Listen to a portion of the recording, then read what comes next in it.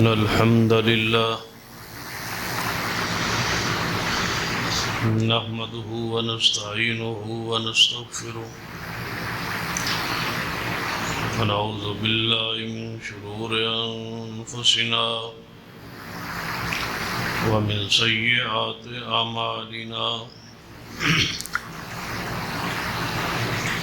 من يهد الله فلا مضل له ومن يضلل فلا هادي له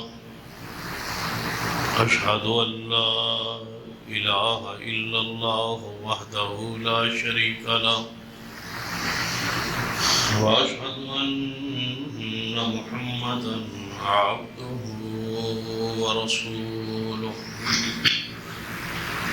أما بعد فإن خير الحديث كتاب الله وخير الهدي هدي محمد صلى الله عليه وآله وسلم وشر الأمور محدثاتها وكل محدثة بدعة وكل بدعة ضلالة ثم بعد فأعوذ بالله السميع العليم من الشيطان الرجيم من همزه ونفخه ونفثه بسم الله الرحمن الرحيم ما كان محمد أبا أحد من رجالكم ولكن رسول الله وخاتم النبيين وكان الله بكل شيء عليم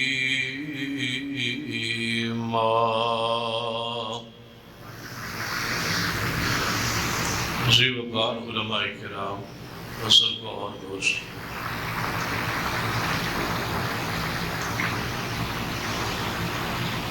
تحفظ عقیدہ ختم نبوت کے حوالے سے آج کا یہ پروگرام مجھ سے قبل آپ نے اصل اور مفصل اور مدلل خطاب جو آپ کو سنانا مقصود تھا وہ آپ سن چکے۔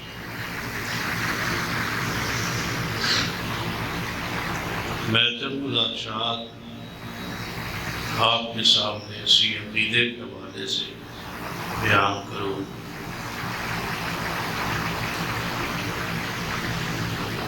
نبی کے لیے ضروری ہے کہ جو دنیا کے اندر کسی انسان سے نہ پڑھا ہو، یہ بنیاد ہے جو علماء امت نے قرآن اور حدیث کی روشنی لکھی ہے۔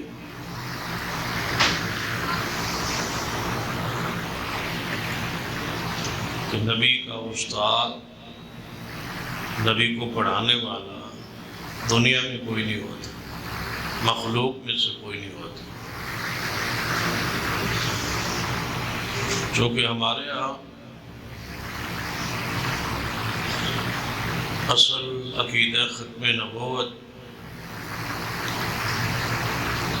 کا ذکر تو از خود ہی ذہن و دماغ میں قادیانیت، مرزائیت کا ایک تصور آتا ہے۔ حالانکہ یہ عقیدہ تو نبی رحمت صلی اللہ علیہ وسلم نے بیان کر دیا، بلکہ سب سے پہلے اگر یہ کہا جائے کہ سب سے پہلے جو عقیدہ اللہ تعالیٰ نے لکھوایا ہے وہ عقیدہ یہی ہے کہ محمد مصطفیٰ صلی اللہ علیہ وسلم اللہ کے آخری نبی، آخری رسول۔ یہ عقیدہ اتنا عام ہے۔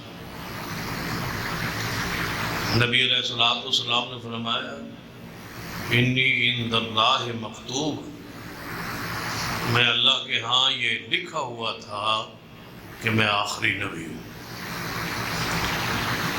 دوسری حدیث ہے، نبی علیہ السلام نے فرمایا ابھی آدم علیہ السلام کا گارہ یعنی مٹی کی صورت میں تھا، ابھی آدم نہیں بنے تھے، تو اللہ کے ہاں میں لکھا ہوا تھا کہ محمد مصطفیٰ صلی اللہ علیہ وسلم آخری نبی، آخری رسول ہے۔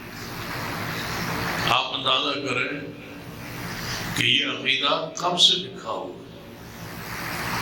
آدم علیہ السلام سے بھی پہلے اللہ نے یہ بات لکھوا دی ہے کہ محمد مصطفیٰ صلی اللہ علیہ وسلم آخری نبی، آخری رسول۔ نبی کون ہوتا ہے؟ جس کا استاذ، جس کو پڑھانے والا کون ہو؟ اللہ۔ تو دوسری طرف آپ خود دیکھتے جائیں، بجائے اس کے کہ میں ذکر کروں مرزا غلام قادیانی کا، آپ خود، میں نے ایک جلسے میں اٹک میں یہ بات کہی تھی، جہاں ڈویژنل کانفرنس تھی، یہ رائے اور تجویز پیش کی تھی۔ آج پھر چونکہ مرکز میں موجود ہوں اور حضرت الامیر کی کرسی پر ہوں، تو لہذا ایک دفعہ پھر یہ بات کہوں گا۔ میری یہ رائے خاص جہاں تجویز تھی کہ ہم اپنی تقریروں اور تحریروں میں مرزا غلام قادیانی ہی لکھیں، بس اس کے نام کے اندر احمد نام ہم نہ لکھیں، بس اتنا ہی کافی ہے، مرزا غلام قادیانی۔ پتہ چل گیا نا آپ کو کس بندے کا نام ہے؟ تو اتنا پقیدہ نام ہے جناب محمد مصطفیٰ صلی اللہ علیہ وسلم کا، احمد جو قرآن میں اللہ نے بیان کیا ہے، تو یہ اس کے ساتھ جوڑنے کے بجائے بس مرزا غلام قادیانی۔ تو ذرا غور فرمائے، نبی ہوتا ہی وہ ہے جس کو پڑھانے والا اللہ۔ دوسری طرف آپ دیکھتے جائیں گے کہ کیا یہ ایسا شخص، یہ ملعون شخص، کیا اس معیار پہ یا اس حیثیت پہ جو نبوت کا معیار ہے اس پہ یہ پورا اتر رہا ہے؟ اس کا تصور آپ ذہن میں رکھ کے خود بخود جو ہے وہ اس پہ ذرا توجہ کرتے ہیں۔ راستے میں بھی ہم ذکر کر رہے ہیں، ایک دفعہ ملتان شہر میں مرزائیوں کے اجتماع میں، یعنی زیادہ اکثریت سننے والوں کی مرزائی لوگ تھے، وہاں ایک فیکٹری ہے مسلمان شخص کی، قال الحدیث شخص کی، اس نے اپنی فیکٹری میں یہ پروگرام رکھا اور آس پاس جو بستی ہے وہ ساری مرزائیوں کی، پوری کی پوری بستی۔ تو اس نے ان پر حجت قائم کرنے کے پروگرام فیکٹری میں رکھا اور اس پورے گاؤں کو کھانا اور دعوت دی اور کہا کہ آؤ سنو۔ تو میرا بھی وہاں بیان کیا، تو میں نے یہ بیان شروع کیا، تو مرزے کے حوالے سے چند باتیں بیان، تو میں نے آخر پہ جا کے بات کہی کہ اتنی دیر ہو گئی ہے مجھے مرزے کے خلاف باتیں کرتے کرتے، آپ مرزائی بیٹھے ہیں، کسی کو غصہ کیوں نہیں آیا؟ تمہارا تو وہ سب کچھ ہے، تو غصہ آنا چاہیے تھا۔ کوئی ہے جو ہمارے نبی صلی اللہ علیہ وسلم کے شان، مقام، عزت، اکرام کے خلاف کوئی بات کرے اور ہم برداشت کریں؟ آپ کو غصہ کیوں نہیں آیا؟ اس کا لگتا ہے کہ تمہارا دل خود مانتا ہے کہ جس کو برا کہا جا رہا ہے وہ اسی لائق ہے، یعنی وہ اس قابل نہیں ہے، یعنی اس کو برا بھی کہا جائے تو آپ خوش ہو رہے ہیں۔ تو اس کا مطلب ہے کہ آپ میں وہ غیرت نہیں ہے۔ غیرت آئے کیسے کہ تمہاری فطرت کے اندر کا جو ضمیر ہے، انسان ہے، وہ بولتا ہے کہ وہ نبوت کے لائق اور اس درجے پر فائز نہیں ہو سکے۔ سچے رسول کی محبت دل میں سچی ہوتی ہے، عقیدت ہوتی ہے، ادب ہوتا ہے، احترام ہوتا ہے۔ تو غور کیجیے اگلی بار کہ جتنے انبیاء گزرے سارے کے سارے، ان کے نام جڑواں آپ کو نظر نہیں آئے، ایک ہی نام ہوگا، آدم، نوح، ابراہیم، یحییٰ، زکریا، یوسف، اسحاق، سلیمان، عیسیٰ، جتنے بھی انبیاء علیہ السلام ہیں ان کا نام آپ کو ایسا ہی نظر آئے. پوری سلسلہ پڑھتے جائیں، دیکھتے جائیں، سنتے جائیں، قرآن پڑھیں، حدیث پڑھیں، آپ کسی نبی کے نام کے ساتھ دوسرا جو لفظ ہے وہ آپ نہیں پائیں گے. یہ بدبخت اسی بات کی تو دلیل ہے کہ یہ غلام ہے اور ساتھ یہ نام جوڑتا ہے جس نام کو میں نے یہ پہلے کہہ دیا کہ ہم نے اس کے ساتھ جوڑنا نہیں ہے. یہ دلیل ہے اس بات کی کہ یہ اللہ کا نبی نہیں ہے. تیسری بات، کیونکہ میں زیادہ دیر، کیونکہ آپ یہاں جلسہ اور بیان کرنے کی ضرورت بھی نہیں ہے، اور ویسے بھی یہ جو جگہ ہے نا یہ زیادہ یعنی دبدبے اور روب والی جگہ ہے. یہاں پر زیادہ بیان کرنا میرے لیے تو مشکل ہے. بہرحال کوئی چنگا خطیب ہوئے تو وہ شاید بیان کر لے، میرے واسطے مشکل. تیسری بات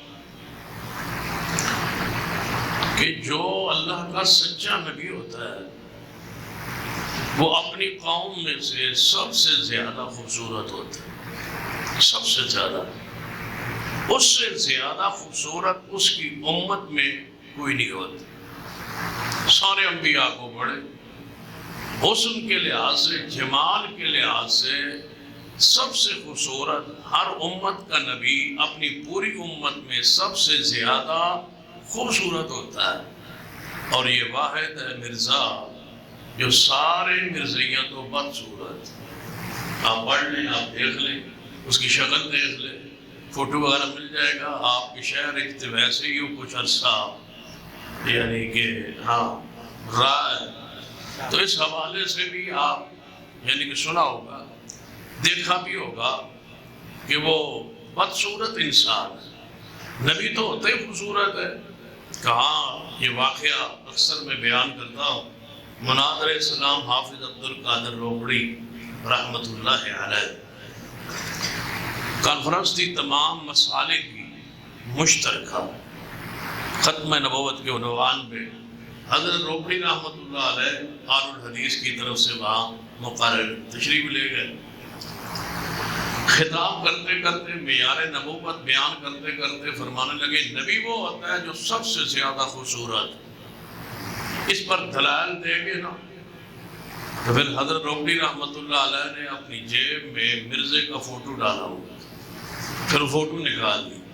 فوٹو نکال کے اس طرح کہا لوگوں یہ ہے مرزا، یہ ہے اس کی صورت، یہ ہے اس کا فوٹو. نبی وہ ہوتا ہے جو سب سے زیادہ خوبصورت ہو.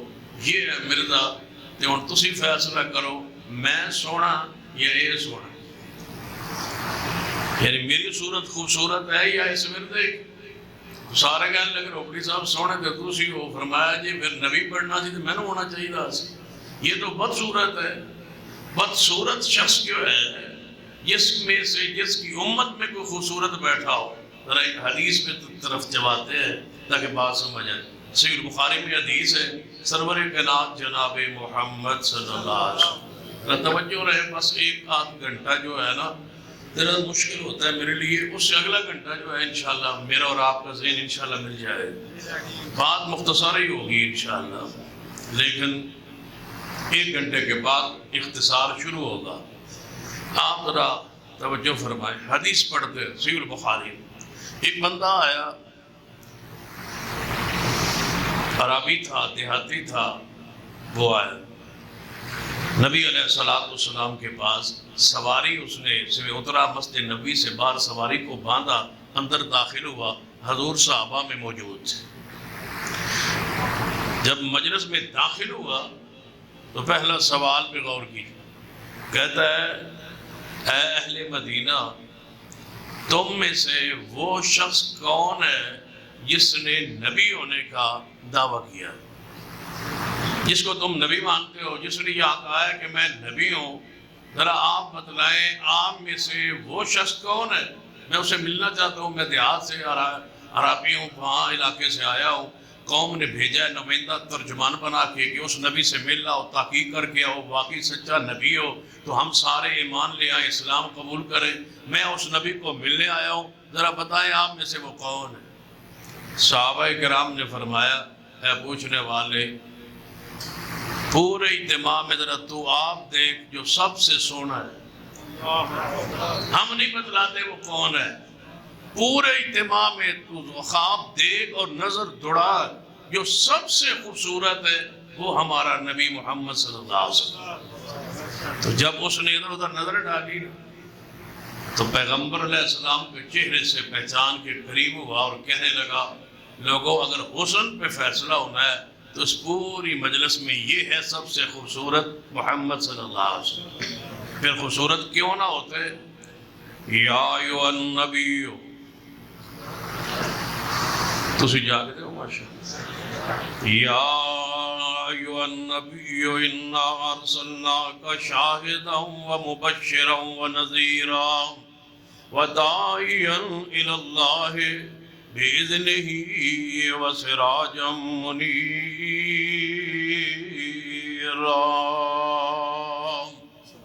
اے معبود جناب محمد صلی اللہ علیہ وسلم، ہم نے آپ کو چمکتا ہوا سورج بنایا، سراجا منیرا بنایا۔ اسی آیت مبارکہ کی تفسیر کے اندر سیدہ کائنات ام المومنین امی عائشہ رضی اللہ تعالیٰ عنہا فرماتی ہے ایک آسمان کا سورج ہے اور ایک زمین کا سورج ہے۔ آسمان کا سورج صبح چڑھتا ہے، شام کو غروب ہو جاتا ہے، میرا سورج محمد دن کو بھی چڑھے رہتا ہے، رات کو بھی چمکتا رہتا ہے۔ سیدنا انس بن مالک رضی اللہ تعالیٰ عنہ فرماتے ہیں کہ میں نبی علیہ السلام کے ہاتھ پر ہاتھ رکھا، اللہ کی قسم اتنا کوئی ریشم نرم نہیں ماسا آج تک میں نے دیکھا جتنے محمد مصطفیٰ کی ہتھیلی مبارک تھی۔ نبی ہوتا ہی وہ ہے جو سب سے زیادہ، نبی کون ہوتا ہے جو سب سے زیادہ خوبصورت، سارے مرزائیوں میں سب سے بدصورت مرزا غلام قادیانی ہے، لہذا معیار نبوت پہ پورا نہیں اترتا۔ کیوں؟ اور اگلی بات سن لیں، یہ تو بدصورت تھا، بدصورت تھا، کوئی شک نہیں کہ بدصورت تھا، اور ایک آنکھ اس کی پوری نہیں تھی۔ اس کو کیا کہتے ہیں سیالکوٹ کی زبان ہے، چلو یہ آپ پہ میں نے بس ٹھیک ہے، وہ جو تھا ایسے ہی تھا، بدصورت بھی تھا، شکل کے لحاظ سے بدصورت تھا۔ لیکن اگلی بات سن لیں، اگر وہ خوبصورت ہوتا، وہ تو تھا ہی خوبصورت، بدصورت نا، اگر خوبصورت ہوتا اور اس کی چھاتی 45 انچ کی ہوتی، چوڑا ہوتا، ماتھا خوبصورت ہوتا، چہرہ چوڑا ہوتا، ناک تلوار جیسا ہوتا، آنکھ خوبصورت ہوتی، پھر بھی نبوت کا دعویٰ کرتا، پھر بھی دعویٰ نبوت کرتا، تو ہم کیا کہتے؟ ما کان محمد ابا احد من رجالکم ولکن رسول اللہ وخاتم النبیین وکان اللہ بکل شیء علیما۔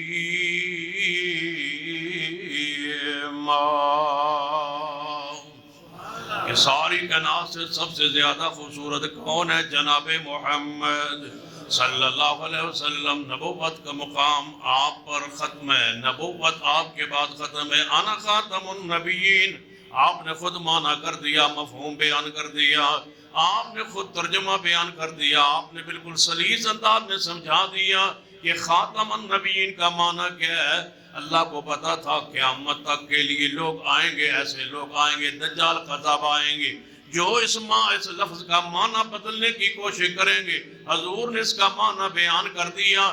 یہی وہ آیت مبارکہ ہے جس کا تعلق عقیدہ ختم نبوت کے ساتھ، اس کا معنی بھی حضور نے خود کیا ہے، مرزائیوں نے اس کا معنی کیا ہے کہ خاتم کا معنی اعلیٰ ہوتا ہے، خاتم کا معنی افضل ہوتا ہے۔ محمد مصطفیٰ افضل ضرور ہے لیکن آخری نہیں ہے۔ خاتم کا معنی مور ہوتا ہے، خاتم کا معنی انگوٹھی ہوتا ہے۔ یہ سارے معنی مرزائیوں نے لے کر کے اس کے معنی کو بدلنے کی کوشش کی۔ بدلو تو تب جب حدیث نہ ہو، سن لو لغت جو ہے قرآن کو سمجھانے کے لیے معاون ضرور ہے، لغت و صرف و نحو یہ ساری چیزیں قرآن کو حدیث کو سمجھانے کے لیے معاون ضرور ہیں۔ لیکن اصل نہیں ہے. قرآن کو سمجھانے کے لیے اصل حدیث مصطفیٰ ہے. پیغمبر نے خاتم النبیین کا معنی خود کیا ہے. فرمایا انا خاتم النبیین، میں ہوں خاتم النبیین. یا رسول اللہ اس کا معنی کیا ہے؟ اس کا معنی افضل ہے، اس کا معنی اعلیٰ ہے، اس کا معنی کوئی بتا دیجئے تاکہ ہمیں پتا چل جائے خاتم کہتے کس کو ہے. انا خاتم النبیین، میں ہوں خاتم النبیین. محبوب جی خاتم لفظ کا معنی کیا ہے؟ اس کا معنی افضل ہے یا افضل ہے یا مور ہے یا انگوٹھی ہے. آپ نے فرمایا نہیں، انا خاتم النبیین. جب لغت کے اندر ایک لفظ کے ہزاروں معنی ہوں، 2 3 4 کی نہیں کہتا، ہزاروں کیوں نہ معنی ہوں. جب ایک لفظ کا معنی حدیث متعین کر دے سارے معنی پیچھے ہٹ جائیں گے. وہی معنی لیا جائے گا جو حضور خود بیان فرما دے. انا خاتم النبیین، میں ہوں خاتم النبیین. محبوب جی اس کا معنی کیا ہے؟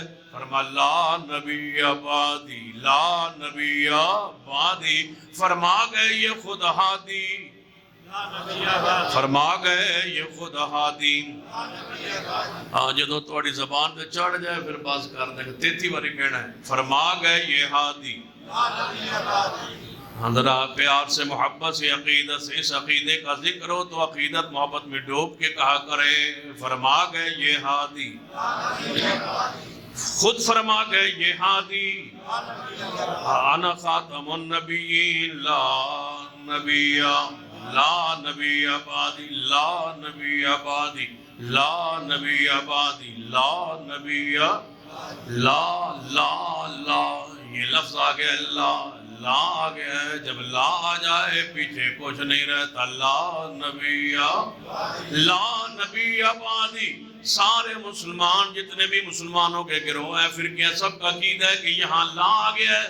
میں پوچھتا ہوں کون سا وہ لفظ ہے جس پر عقیدہ نبوت کھڑا ہے؟ وہ کون سا لفظ ہے جس کا معنی ہے کہ محمد مصطفیٰ کے بعد کوئی نبی نہیں؟ کون سا وہ لفظ ہے جس نے مرزے کو ملعون قرار دیا، دجال قذاب قرار دیا؟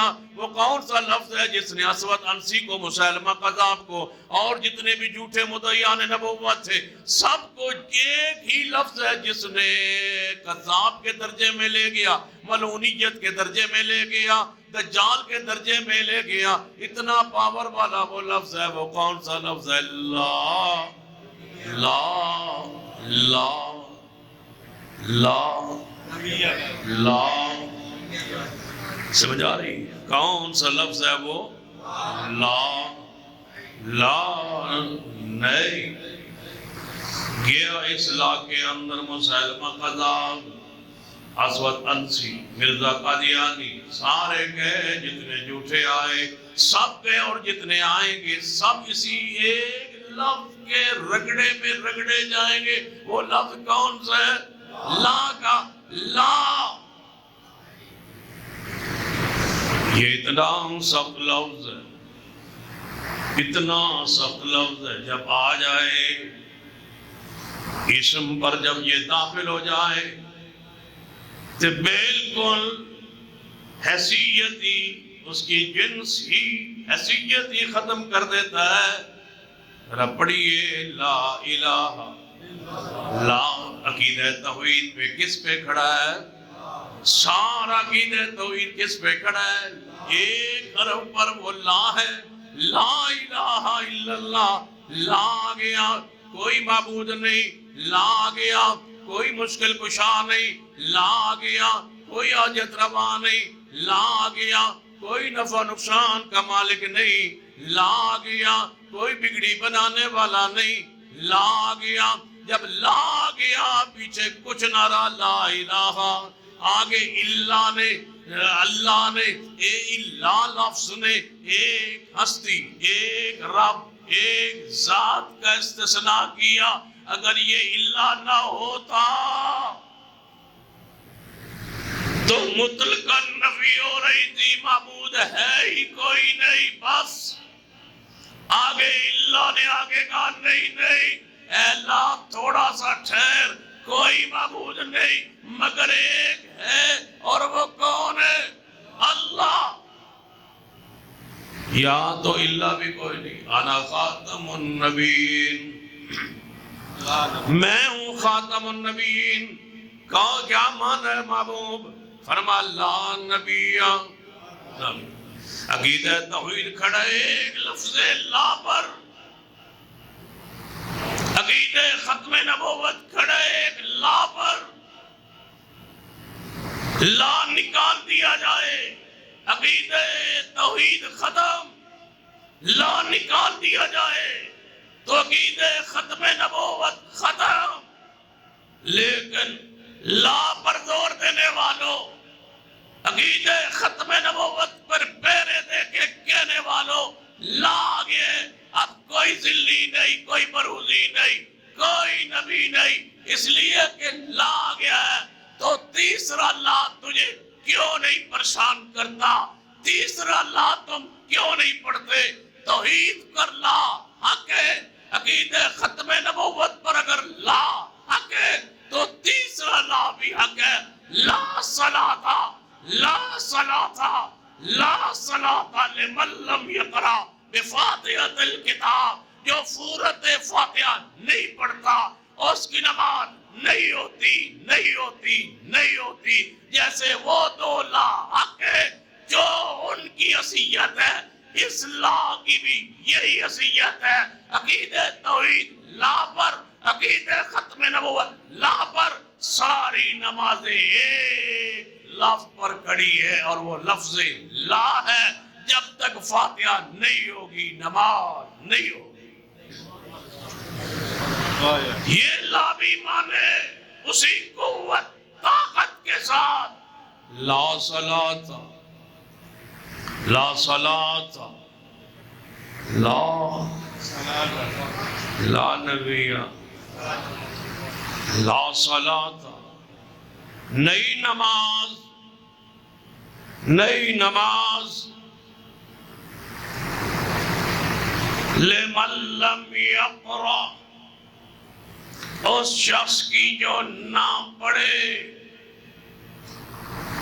سورۃ الفاتحہ، نہ پڑھے اس کی نماز نہیں۔ ایک حدیث لا صلاۃ الا بفاتحۃ الکتاب، لا الہ الا اللہ، لا صلاۃ الا بفاتحۃ الکتاب۔ اللہ نے کہہ دیا اے اللہ ذرا رک، نماز نہیں، صرف فاتحہ کے بغیر نہیں، فاتحہ جو نہیں پڑھتا اس کی نماز نہیں ہوتی۔ لا لا لا لا، تین لا لگتے ہیں، ایک توحید پر، دوسرا ختم نبوت پر، اور تیسرا لا صلاۃ۔ ترجمہ ذرا پنجابی کرتے ہیں، لا صلاۃ، انہوں نماز آتے ہی نہیں، وہ نماز ہوتی ہی نہیں، وہ نماز ہوتی ہی نہیں، اسے نماز کہتے ہی نہیں۔ جس میں فاتحہ نہ ہو اس کو نماز نہیں کہتے۔ اگر اس کو صلاۃ کہنا ہے تو صلاۃ کے لیے ضروری ہے کہ اس میں کون سی چیز پڑھی جائے؟ فاتحہ۔ ایسی مثال کو سنا دیا شیخ القرآن مولانا محمد حسین شبوقی فرمایا کرتے تھے، یہاں بندے جا رہے ہوں گلی میں، 100 200 400 بندہ اکٹھا جا رہا ہو، 200 اکٹھا جا رہا ہو، تو لوگ کہیں گے، اور اس میں ایک بندہ ہو جو آگے آگے جا رہا ہو، اس کے گلے میں کوئی ہاتھ شار کوئی نشانی ہو، تو بندے کیا کہیں گے؟ یہ بارات جا رہی ہے۔ یہ کیا جا رہی ہے؟ بارات۔ اور اگر وہ بندہ جو اس میں جس کی وجہ سے اس سارے گروہ کا نام بدلا بارات میں، وہ ایک تھا جسے کیا کہا جاتا ہے؟ دولہا۔ دولہا ہے تو وہ بارات، دولہے کو نکال دے۔ اب یہ 100 بندہ 50 جا رہا ہے، بھئی کدھر جا رہے ہو؟ بھئی بارات نہیں، نہیں بارات اس کو کوئی نہیں کہتے ہیں، کہیں گے یہ اسلام آباد جا رہے ہیں، یہ اسلام آباد جا رہے ہیں، یہ دھرنے میں جا رہے ہیں۔ کیڑے دھرنے میں؟ جڑا ہونا ہی نہیں سی، یہ ایڈی توقع نہیں سی تو پھر ایڈی تک ایڈے پھر اعلان کرنے کی کیڑی لوڑ سی؟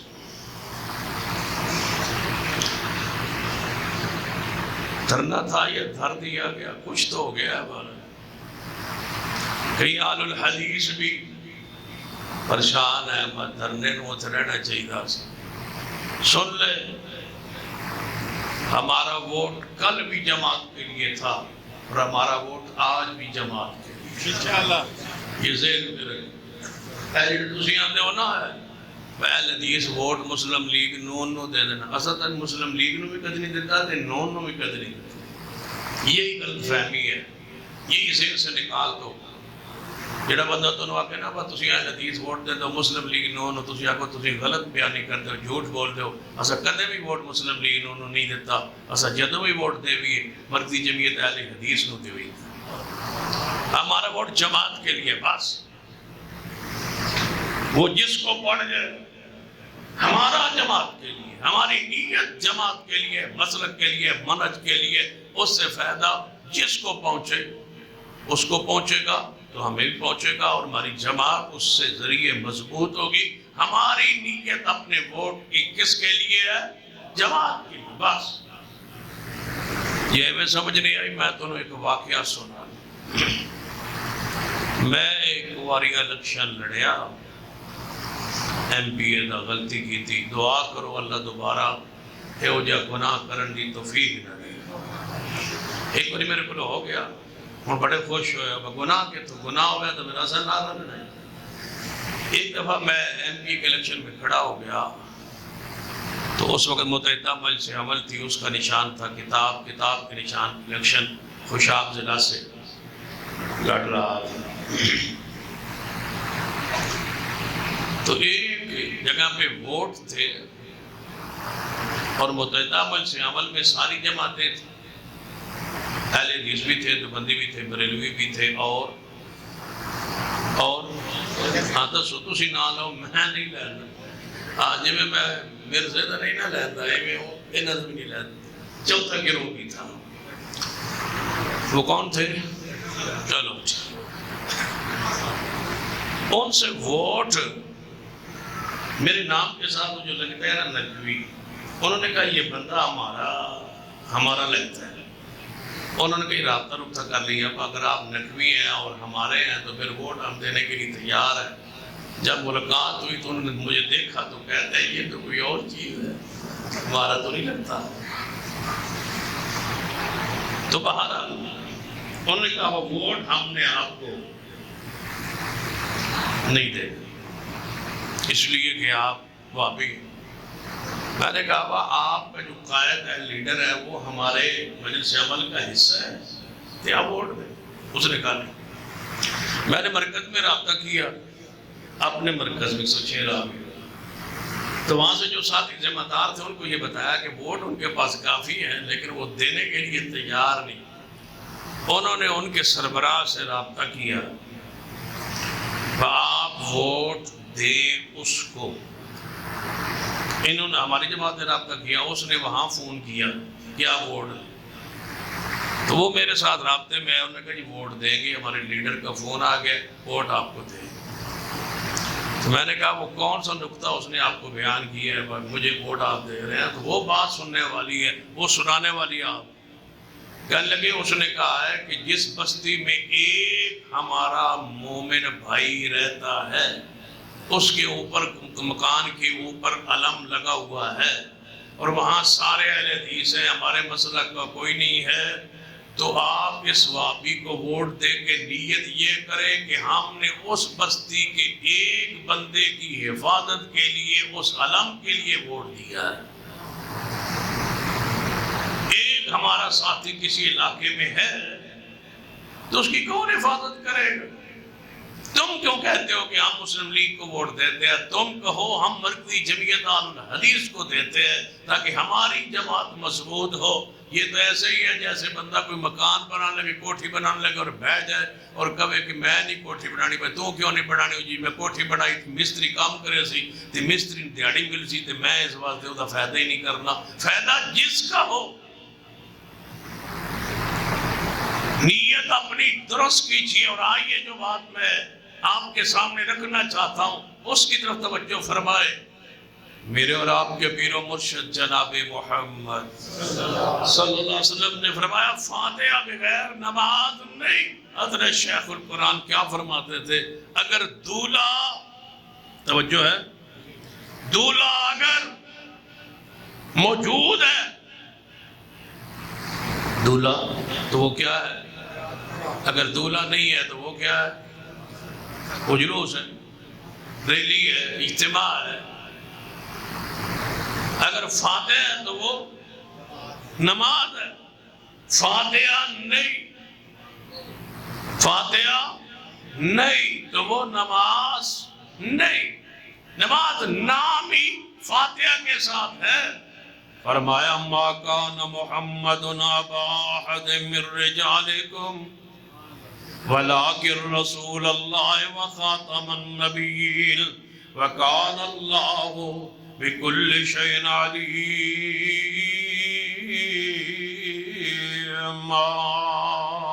نبی وہ ہوتا ہے جو سب سے زیادہ خوبصورت ہو۔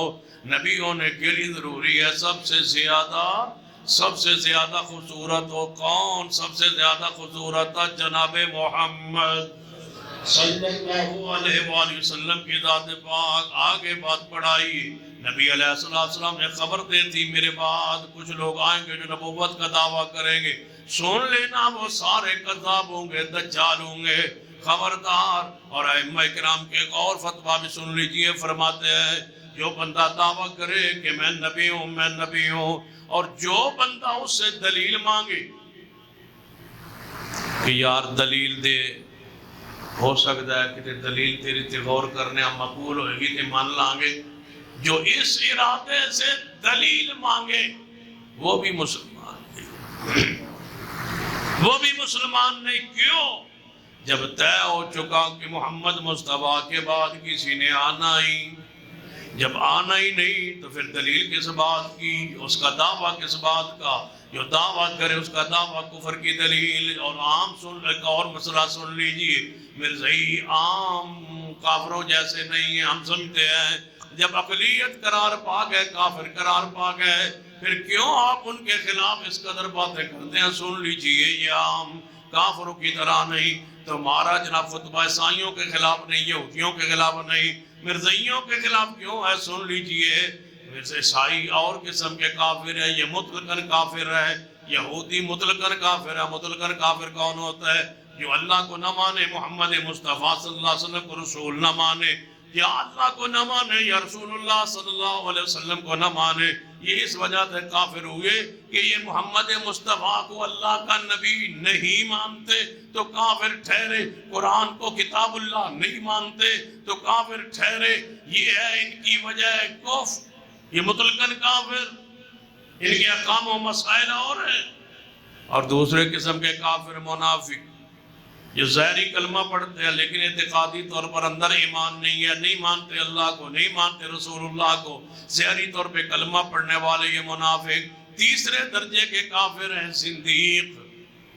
زندیق وہ کافر ہوتا ہے جو ظاہر میں اپنے آپ کو مسلمان کہے لیکن مسلمان نہ ہو، اپنے کفر کو اسلام ثابت کرنے کی کوشش کرے، یہ مرتد سے بھی اونچے درجے کا کافر ہوتا ہے۔ اس کے لیے وہی حکم ہے جو مرتد اور زندیق کے لیے حکم ہے، اس کی سزا واجب القتل ہے۔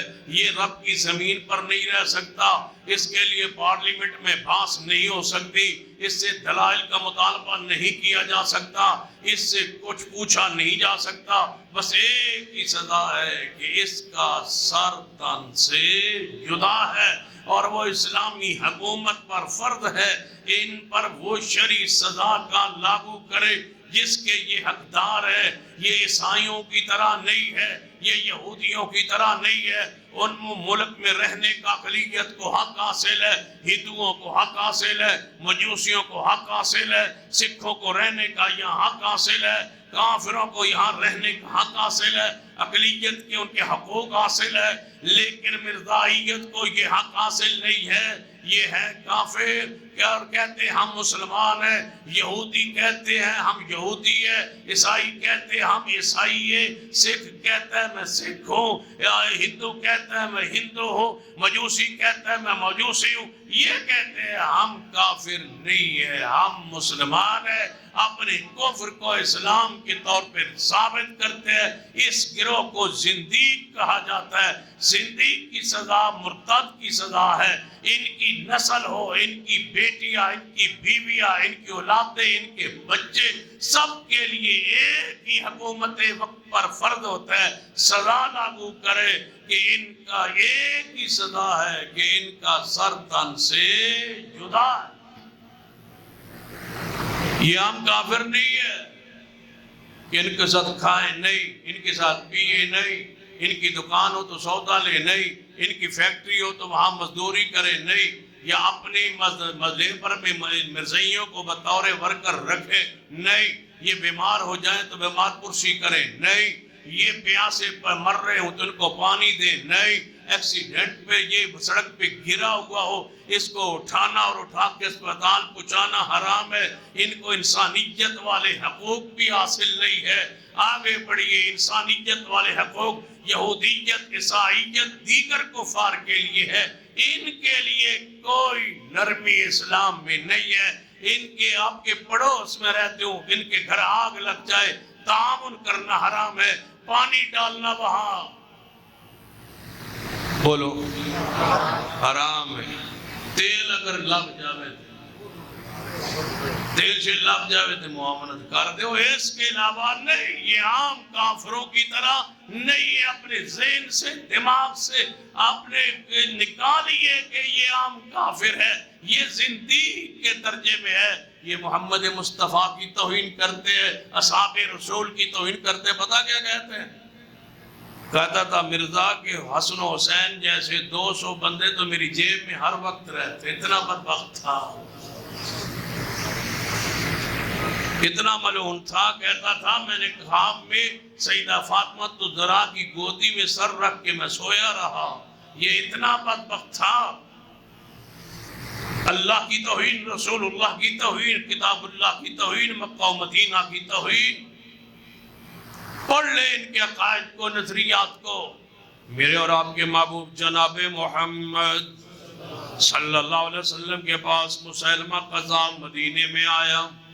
اس کا پورا قبیلہ بنو حنیفہ ساتھ تھا. سارے قبیلے والے لوگ آئے. نبی علیہ السلام کے پاس آ کے اسلام قبول کیا. ان کے اندر مسیلمہ قذاب بھی موجود. مسیلمہ قذاب کھڑا ہوا، کہنے لگا ہے محمد صلی اللہ علیہ وسلم، اگر آپ مجھے اپنے جانے کے بعد، آپ کی وفات کے بعد اگر مجھے اپنا نائب بنا دیں تو میں آپ کو نبی ماننے کے لیے، کلمہ پڑھنے کے لیے تیار ہوں. نبی علیہ السلام کے ہاتھ میں کھجور کا تنکا آپ کے ہاتھ میں ہے. آپ نے فرمایا مسلمہ سن لے، تو خلافت نیابت مجھ کے سے مانگتا ہے، سن لے میں تجھے یہ تنکا دینے کے لیے بھی تیار نہیں ہوں. تیرا انجام مجھے دکھا دیا گیا ہے. وہ انجام کیا ہے ذرا غور کیجئے. حدیث ہے سیدنا ابو ہریرہ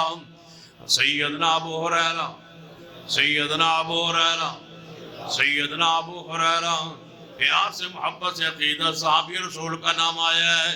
اور یہی تو صحابی ہے. جس طرح سارے صحابہ پر ہر ہمارا ایمان، لیکن سارے صحابہ کے اندر ابو ہریرہ کوئی خاص مقام درجہ حاصل ہے. یہ اہل حدیث کی آنکھوں کا چین ہے سیدنا ابو ہریرہ رضی اللہ تعالیٰ عنہ. ہر بندہ، ہر فرقہ سیدنا ابو ہریرہ سے وہ محبت نہیں کرتا جو اہل حدیث محبت کرتا ہے. کیوں کہ نبی علیہ السلام نے دعا دی تھی، اے اللہ ابو ہریرہ کی محبت ہر مومن کے دل میں ڈال دے. ابو ہریرہ فرماتے ہیں اس دن کے بعد جو مومن میرا نام سنتا ہے وہ مجھ سے اور میری ماں سے محبت کرتا ہے. اور میں کہا کرتا ہوں یہ اہل حدیث کی حقانیت کی دلیل ہے کہ رب کی زمین پر سب سے زیادہ ابو ہریرہ سے محبت کرنے والے کون؟ سب سے زیادہ محبت کرنے والے کون؟ باقی لوگ کیسے محبت کریں. آمین کی حدیث بیان کرے اونچی تو ابو ہریرہ، رفع الیدین کی حدیث بیان کرے تو ابو ہریرہ، امام کے پیچھے فاتحہ پڑھنے کی حدیث بیان کرے تو بولو ابو ہریرہ. پھر ہمارا حق کیا ہے اہل حدیث کا؟ ابو ہریرہ کے لیے ذرا دل کھولے، محبت کرے، پیار کرے. سیدنا ابو ہریرہ، سیدنا ابو ہریرہ رضی اللہ تعالیٰ عنہ فرماتے ہیں حدیث صحیح بخاری کے اندر، میرے اور آپ کے محبوب جناب محمد صلی اللہ علیہ وآلہ وسلم نے ارشاد فرمایا، حدیث سننا توجہ فرمانا، فرمایا میرے صحابہ میں نے آج خواب دیکھا ہے. فرمایا محبوب جی کون سا خواب؟ فرمایا خواب کے اندر میرے ہاتھ پر اچانک دو سونے کے کنگن، جو جھوٹے نبی کے دعویٰ کرتے ہیں وہ سونا وہ مال و چاندی کے لیے تو کیا کرتے ہیں. ویزوں کے لالچ میں لوگ کتنے ہیں جو مرزئی ہو گئے، جنہوں نے لندن کا ویزا اور امریکہ کا ویزا، دیگر ممالک کا، مغربی ممالک کا ویزا لینے کے لیے اپنے آپ کو مرزئی لکھوایا، نسلیں برباد کر بیٹھے، نسلیں تباہ کر بیٹھے. اب بیرون ملک جا کے رو رہے ہیں کہ ہماری بچے تباہ ہو گئے. جب مرزائیت کے عقائد کو پڑھا تو تباہ و برباد ہو گئے، بچوں کو مرتد کر گئے، اپنی نسلیں برباد کر کے گئے. سونے کے کنگن، جھوٹے نبیوں کی مثال حضور نے جو خواب میں آپ کو دکھائی گئی، وہ سونے کے ساتھ، وہ مال کے ساتھ، دنیا کے مال کے ساتھ. نبی علیہ السلام فرماتے ہیں وہ سونے کے دو کنگن میرے ہاتھ پہ آ کے گرے، مجھ پہ جناب میری طبیعت گھبرا گئی. میں نے محسوس کیا کہ میرے ہاتھ پہ سونے کا کنگن کیوں آ گئے. مجھے تو مال سے محبت نہیں، مجھے تو مال دنیا سے چاہت میرے دل میں تو نہیں. اتنی چاہت، دل کی چاہت جو ہے اللہ کی ذات کے ساتھ محبت اور پیار کی، اور دنیا کے مال کی محبت نہیں. حدیث سنے تو آپ حیران ہو جائیں. صحیح البخاری کے اندر نبی علیہ السلام نے فرمایا اگر احد پہاڑ سونا بنا دیا جائے اور میرے حوالے کر دیا جائے اور مجھے کہا جائے محمد صلی اللہ علیہ وسلم یہ احد پہاڑ سونا بنا کے آپ کو دے دیا گیا ہے، جس طرح چاہو خرچ کرو. آپ فرماتے ہیں تیسرے دن کا سورج غروب ہونے سے پہلے میں اتنا سارا سونا سارے کا سارا اللہ کی راہ میں خرچ کر دوں. دنیا کے مال کی چاہت محبت نہیں، میں گھبرا گیا. پھر مجھے کہا گیا گھبرائے نہ، ذرا اس کو پھونک مارے. میں نے ان کو پھونک ماری، وہ دونوں سونے کے کنگن اڑ گئے، مٹ گئے، ختم ہو گئے. صحابہ کرام نے فرمایا محبوب جی اس کی تعبیر کیا ہے؟ فرمایا دو جھوٹے نبی پیدا ہوں گے، ایک اسود انسی اور دوسرا مسیلمہ قذاب. فرمایا تیرا انجام اڑ گیا تھا تو میرے ہاتھ پہ گرا، میں نے بھوک مارا، سونے کا کنگن وہ اڑ گیا، تیرا انجام مجھے دکھا دیا گیا ہے. یہ بدبخت سمجھانے سے یہاں کلمہ پڑھتا ہے، کلمہ پڑھنے کے بعد اپنے علاقہ یمامہ میں جاتا ہے. وہاں جا کے اس نے نبیوں نے کا دعویٰ کر دیا کہ مجھے پیغمبر علیہ السلام کی طرف سے پیغام، ایک بندہ یہاں سے گیا، اس نے اس کو سکھلایا، کہنے لگا یہ پیغام محمد مصطفیٰ کا لے آیا ہے کہ میرے بعد تو نبی ہوگا. لہذا اس نے جھوٹ پھیلانا شروع کیا لوگوں کو. قادر الکلام تھا، کلام میں مہارت رکھتا تھا، لوگوں کو ساتھ ملانا شروع کیا. میرے اور آپ کے پیر و مرشد جناب محمد صلی اللہ علیہ وسلم کو اطلاع ہوئی کہ مسیلمہ نبوت کا دعویٰ کر دیا ہے. سن لیجیے اس نے پھر دو قاصد بھیجے مدینہ طیبہ کے اندر، جاؤ محمد مصطفیٰ صلی اللہ علیہ وسلم کو بتلاؤ کہ میں نے نبیوں نے کا دعویٰ کر دیا، مجھ پر نعوذ باللہ ایمان لائے اور لوگوں کو لکھ دے کہ میں آپ کے بعد نبی ہوں گا. تو میں آپ کا کلمہ پڑھتا ہوں اور آپ کو نبی مانتا ہوں. یہ دو قاصد آئے حضور کے پاس، نبی علیہ السلام سے مخاطب ہوئے، اے محمد صلی اللہ علیہ وسلم ہمیں مسیلمہ نے بھیجا. آپ نے فرمایا مسیلمہ کیا کہتا ہے؟ کہتا ہے میں اللہ کا رسول ہوں. آپ نے فرمایا تمہارا دونوں کا عقیدہ کیا ہے؟ کہنے لگا ہمارا وہ عقیدہ ہے جو مسیلمہ کا عقیدہ ہے کہ وہ اللہ کا رسول ہے، نعوذ باللہ اللہ کا نبی ہے. پیغمبر نے سن کے کیا فرمایا؟ وہ پارلیمنٹ میں بات کرنے والوں، عدالت کے ذریعے انہیں کافر کرا دینے والوں، اقلیت کا درجہ دے کر کے ان کو تحفظ دینے والوں، اور ان کے لیے چند قوانین بنا کے ان کو اس مسلمانوں کی لسٹ سے نکال کے پھر ان کو مسلمانوں کی طرح دعوت دینے کی آزادی دینے والوں، ان کو عام عہدوں پر پہنچانے والوں، ان کے لیے سارے چور راستے کھولنے والوں، ان کے لیے کردار پور کی جناب راداری کھول کے قادیان کو قریب کرنے والوں، سکھوں کی آڑ میں ان کو سہولتیں مہیا کرنے والوں، سن لو اہل الحدیث کا پیغام، سن لو اہل حدیث کی عقیدہ، سن لو اہل حدیث کی دعوت، سن لو میرے اور آپ کے پیر و مرشد جناب محمد صلی اللہ علیہ وسلم نے کیا ارشاد فرمایا دونوں تم کیا کہتے ہو مسلمہ کے بارے میں؟ ہم اس کو نبی مانتے ہیں۔ آپ نے فرمایا سنو، اگر یہ قانون نہ ہوتا کہ کاستوں کو قتل نہیں کیا جاتا، یہ قانون نہ ہوتا، میں محمد بغیر تم سے دلیل مانگے تمہاری گردن اڑا دیتا۔ کیوں؟ انا خاتم النبیین، انا خاتم النبیین لا انا خاتم النبیین لا نبی آبادی، میں ہوں خاتم النبیین لا نبی آبادی۔ ذرا گونج پڑ جائے پوری مسجد میں، فرما گئے یہ ہادی، ایک آواز میں فرما گئے یہ ہادی، وظیفہ بنا لے فرما گئے یہ ہادی، نہ پرچہ ہوگا نہ خرچہ ہوگا نہ فرقہ وریت، ہر جو کو چرائے دکان میں لگا دے، فرما گئے یہ ہادی، فرما گئے یہ ہادی لا نبی آبادی۔ سن لیجیے، اس عقیدے کے تحفظ کے لیے، دفاع کے لیے یہ پروگرام کرانا اور محنت کرنا، کوشش کرنا کتنی سعادت کی بات۔ سیدنا ابو مسلم خولانی رحمت اللہ علیہ، اللہ کا ولی گزرا ہے، اس امت کا ابراہیم کہا جاتا ہے، اتنا عظیم تابعی ہے ابو مسلم خولانی رحمت اللہ علیہ۔ اسود انسی یمن کے اندر نبی ہونے کا دعویٰ کیا، سیدنا ابو مسلم خولانی کھڑے ہو گئے، تو قذاب ہے، تو دجال ہے، تو نبی نہیں ہے۔ اسود انسی کہنے لگا پکڑو اس ابو مسلم کو، یہ میری تاریخ کو روکتا ہے، میرے مذہب کا رد کرتا ہے، میرے نبی ہونے کا رد کرتا ہے، اس کو پکڑو۔ ابو مسلم کو پکڑا گیا، ابو مسلم کو پکڑ کے اسود انسی کہنے لگا ذرا اس کو آگ میں ڈال کے جلا دو۔ ابو مسلم کو آگ میں ڈالنے کا پروگرام بنا لیا گیا، آگ کے لیے آگ کو بھڑکا دیا گیا، آگ کو جگہ پہ جلا دیا گیا۔ جب آگ جل گئی، تیار ہو گئی، ابو مسلم خولانی کو ڈالنے لگے۔ ابو مسلم دل میں کہتا ہے اے اللہ، اگر میں جل گیا تو یمن مرتد ہو جائے گا۔ ما کان محمد، ویسے یہ جلسہ نہیں ہے، یہ پروگرام نہیں ہے، یہ عبادت سمجھا کرو، تحفظ ختم نبوت۔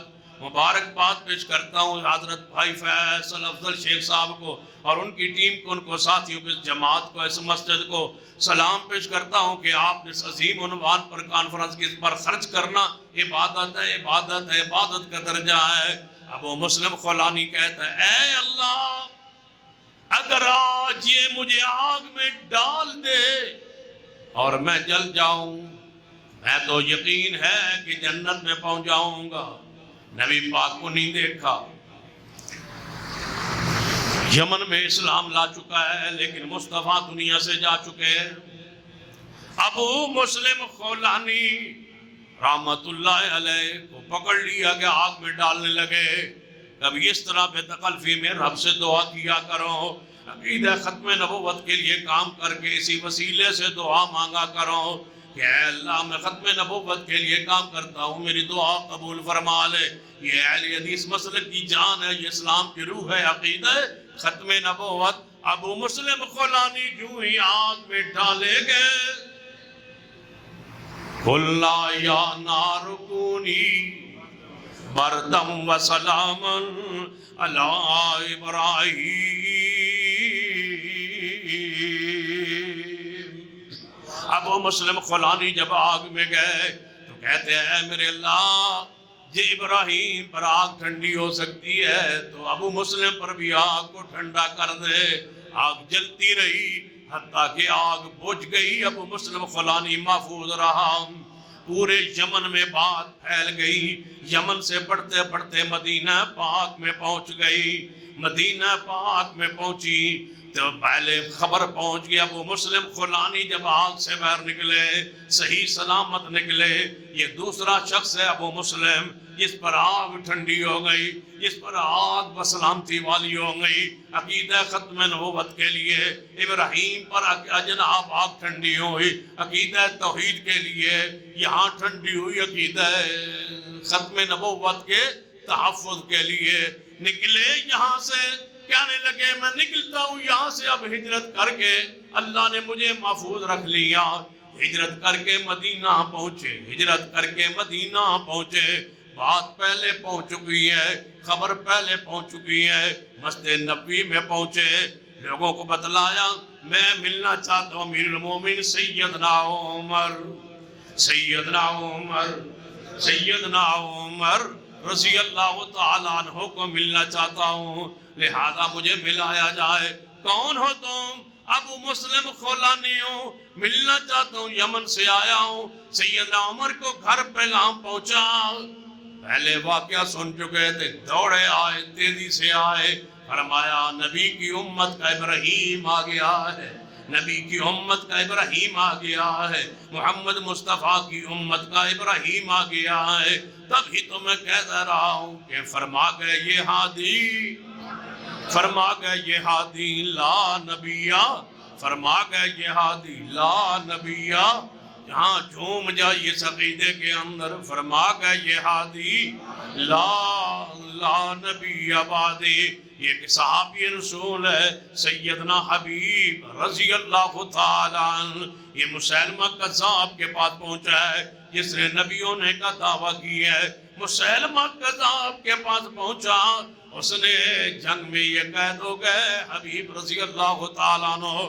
یہ مسیلمہ کی گرفت میں آئے، لے آؤ اس کو میرے پاس، مسیلمہ کے پاس پیش کیا گیا، مسیلمہ سوال کرتا ہے تم ہو محمد مصطفیٰ کے صحابی، حبیب ہو تم؟ جی میں حبیب ہوں، محمد مصطفیٰ کا صحابی، کہنے لگا آگے ہو جاؤ، میرے قریب آگے ہوں گے، کہنے لگے کیا کہتے ہو محمد مصطفیٰ کے بارے میں، کیا کہتے ہو؟ کہنے لگا اشہد ان محمد رسول اللہ، میں کہتا ہوں وہ محمد اللہ کے رسول ہے، کہتا ہے ٹھیک ہے وہ تو کہتا ہے، میرے بارے میں کیا کہہ رہا ہے، میرے بارے میں کیا جانتا ہے، مجھے تو کیا سمجھتا ہے؟ حضرت حبیب خاموش، کہتا ہے میں نے سوال کیا ہے کہ میرے بارے میں کیا کہتا ہے؟ حبیب کہنے لگے میں نے سنا ہی نہیں، میں نے سنا ہی نہیں کہ تو کیا کہتا ہے، کہتا ہے اچھا محمد مصطفیٰ کے بارے میں کیا تو جانتا ہے؟ کہنے لگا اشہد ان محمد رسول اللہ، کہنے لگا مسلمہ میرے بارے میں تیرا کیا خیال ہے؟ کہتے ہیں میں نے تیری بات سنی ہی نہیں، کہنے لگا اس کو سنانے کے لیے ہاتھ کاٹو، ایک یہاں سے بازو اس کا کندھوں سے بازو اتار کے نیچے پھینک دو، پھر پوچھتے ہیں کہ میں کون ہوں، بازو کاٹ کے سیدنا حبیب کا زمین پہ پھینک دیا گیا، اب مسلمہ کہتا ہے بتلا محمد مصطفیٰ کون ہے؟ کہنے لگا اشہد ان محمد رسول اللہ، میں کون ہوں؟ فرمایا سنا ہی نہیں، میں نے نہیں سنا، میں نے نہیں سنا، تو کون؟ میں نہیں جانتا تو کون؟ کہنے لگا دوسرا ہاتھ کاٹ دو، دوسرا ہاتھ کاٹا جا رہا ہے، جب دوسرا ہاتھ تھڑ سے الگ ہوگا، مسلمہ پوچھنے لگا اب بتاؤ میں کون ہوں؟ فرمایا میں سنتا ہی نہیں، بس میں اتنا جانتا ہوں اشہد ان محمد رسول اللہ۔ صحابہ کرام نے قربانیاں پیش کی، دلائل نہیں مانگے مرزائیوں سے، دلائل نہیں مانگے مسلمہ کے ساتھیوں سے، دلائل نہیں مانگنے مرزائیوں سے، دلائل نہیں مانگنے جھوٹے مدعیان نبوت سے، باس نہیں ہوگی کہ یہ کافر ہے یا مسلمان ہے، ایک ہی سزا ہے کہ ان کا سر تن سے، ایک ہی سزا ہے کہ مرزائیوں کا سر تن سے، حکومت کی ذمہ داری ہے یہی سزا لاگو کرے۔ ہمارے اسلاف، ہمارے بزرگ، ہمارے اسلاف قربانیاں دے گئے۔ نعرہ تکبیر! نعرہ تکبیر! رب سے ختم نبوت! مرتدیوں کی ایک سزا، مرتدیوں کی ایک سزا۔ جس کی اندر ختم نبوت کا نعرہ لگایا جا رہا ہے، ان کی داڑھی مبارک پوری تھی۔ ما کان محمد، ان کی داڑھی پوری، مسلمہ کی چھوٹی۔ ہون سڑاؤ پھر کی کریں گے؟ راسنا نہیں، اللہ نے خیر کی تھی کہاں ہی آئی ہے نا، یہ میرا یار ہے قرآن۔ ما کان محمد، جی آج حضور دی پیار ہے تے ختم نو دے اٹھ کے راہ لگ اٹھے نہ پتہ لگے بابا کیا آج دعا نہیں کٹانی، ٹھیک ہے انشاءاللہ نہیں کٹانی نہیں، ہاں انشاءاللہ ما کان محمد، ہاں نعرہ او مارے جی داڑھی پوری ہونے بامی بار بار ماری رکھے ہیں۔ ما کان محمد ابا احد من رجالکم ولکن رسول اللہ وخاتم النبیین وکان اللہ بکل شیء علیم۔ یہی مسلمہ قضا جنگ دے اندر سیدنا واشی رضی اللہ تعالیٰ صحابی رسول نے انہاں دے ہتھ چھڑ گیا ہے اور کلے اندر چھپے ہے، سینہ واشی اندر داخل ہو گئے، حملہ آور ہوئے مسلمہ قذاب پر۔ مسلمہ قذاب نو قتل کر کے اپنے انجام تک پہنچا کے اللہ اکبر کا نعرہ لگا کے سینہ واشی فرمان لگے، اے میرے اللہ میرے ہتھوں کفر اندر تو حمزہ شہید کروایا، اے اللہ حالت کفر اندر کتنا بڑا میں ظلم کر بیٹھا کہ میں اسلام کے سردار سیدنا حمزہ کو شہید کر دیا۔ اے اللہ آج میں کفر دے امام مسلمہ نو قتل کر کے امیر حمزہ دیا او جڑا میں قتل کیتا ہے اللہ اس گناہ دی، اس ظلم دی، اس کفر دی، اس دی سزا جڑی قیامت نو ملنی سی، اے اللہ کفارہ بنا دے تے اللہ منو جنت دا یہی ذریعہ بنا دے۔ فرما گئے یہ ہادی، حضرت پیار نہ محبت نال فرما گئے یہ ہادی۔ ہن گھڑیاں نہیں ویکھنا کیونکہ میں ہن تقریر چ گھڑی مینوں نظر ہی نہیں آتی۔ فرما گئے یہ ہادی، ہاں بس اسی اندر رہو۔ فرما گئے یہ ہادی، یہ عجیب ہے لذت اشنائی۔ فرما گئے یہ ہادی لا نبی آبادی، اس پر نیند قربان، آرام قربان، صبر قربان، عزت قربان، مال قربان، جان قربان، اولاد قربان، اپنی ذات قربان۔ فرما گئے یہ ہادی، ہاں آج دی رات انشاءاللہ ایتھے قربان۔ فرما گئے یہ ہادی، فرما گئے یہ ہادی لا نبی آبادی۔ آج ایک خاتون کا تذکرہ کرتے ہیں، سن لیجئے، جس کا نام ہے غلام عائشہ نام ہے، یہ بہاولپور کی خاتون ہے، ابھی پاکستان اور ہندوستان تقسیم نہیں ہوا۔ سنیے اس عورت کا نکاح ہوا، ایک میں جناب عبدالرزاق نامی شخص سے نکاح ہوا، وہ ہو گیا مرزائی۔ سن لیجیے ابے مرزائی یہاں کافر قرار نہیں پائے، یہ تو آکے 1974 میں یہاں آکے کافر قرار پائے۔ میں ہندوستان کی بات کر رہا ہوں جب پاکستان نہیں تھا، ہندوستان کا مشترکہ برصغیر پاک و ہند۔ سن لیجئے آپ میرا پیغام سن لیجئے، یہ تھی آل حدیث خاتون، یہ اہل حدیث خاتون ہے جس کا ذکر خیر کرنے لگا ہوں۔ ابھی سارے اپنے اپنے گھروں میں تھے، سارے کپے والے، سارے جبوں والے، سارے دستاروں والے، بڑی بڑی شخصیات ابھی اپنے اپنی جگہ پر تھی۔ سب سے پہلے یہ وہ خاتون ہے، اہل حدیث کی خاتون ہے، یہ وہ عظیم ماں ہے جس کو آج کا اجتماع خراج عقیدت پیش کرتا ہے۔ اس کا نکاح ایک عبدالرزاق نامی شخص سے ہوا، وہ مرزائیت کے مذہب سے متاثر ہو کے مرزائی ہو گیا۔ جو ہی مرزائی ہوتا ہے، یہ اہل حدیث خاتون کہتی ہے آج مجھے پتا چلا ہے تم مرزا قادیانی کو نبی ماننے لگا ہے، اس کے مذہب میں چلا گیا ہے، اسلام تو چھوڑ گیا ہے۔ کہتا ہے نہیں میں ہوں تو مسلمان، لیکن مرزا کے بارے میں میرا یہ عقیدہ ہے کہ وہ مسیح موعود ہے، میں اس پر ایمان لے آیا۔ یہ عورت کہتی ہے تو کافر ہے میں مسلمان. بڑا مشکل ہوتا ہے. تو کافر ہے میں مسلمان, تو مرتد ہے میں مسلمان, آج کے بعد میرے قریب نہ آنا, میں تیری بیوی نہیں رہی, تو مرتد ہو گیا ہے. میرا مذہب, میرا مسلک اہل حدیث کا یہی عقیدہ ہے. فرما گئے یہ ہادی لا نبی بعدی. جب یہ بندہ بار بار اصرار کرتا ہے کہ نہیں میں مسلمان ہوں, اس خاتون کو کہتا ہے کہ میں تیرا اسی طرح شوہر ہوں جس طرح پہلے. اس عورت نے عدالت بہاولپور میں دعویٰ دائر کر دیا کہ میرا شوہر مرتد ہو چکا ہے, مرزئی ہو چکا ہے, میرا اس سے نکاح نہیں رہا, لہذا میرا نکاح فسخ کیا جائے, میرا نکاح کو ختم کیا جائے, قانونی طور پر میرے نکاح کو توڑ کے مجھے نئے نکاح کی اجازت دی جائے. سن لیجئے, عدالت کئی برس اس کیس کو سنتی رہی, دلائل دینے کے لیے علماء کرام آتے رہے, ہر مسئلے کے عالم آتے رہے, لیکن اگلی بات سن لیجئے.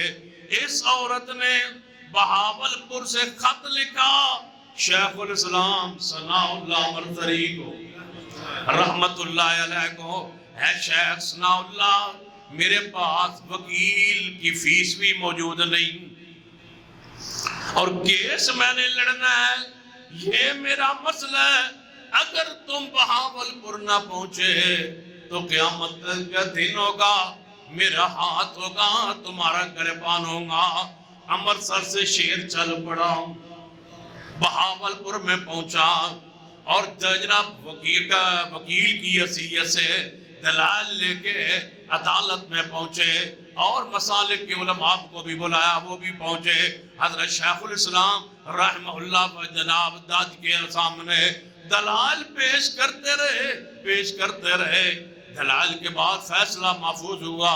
سب سے پہلے ہندوستان میں یہ فیصلہ ہو رہا ہے پاکستان بننے سے پہلے کہ عبدالرزاق نامی شخص مرتد ہے, اس کا مسلمان خاتون غلام عائشہ سے نکاح فسخ ہو چکا ہے, نکاح ٹوٹ چکا ہے, لہذا یہ اس کی بیوی نہیں ہے.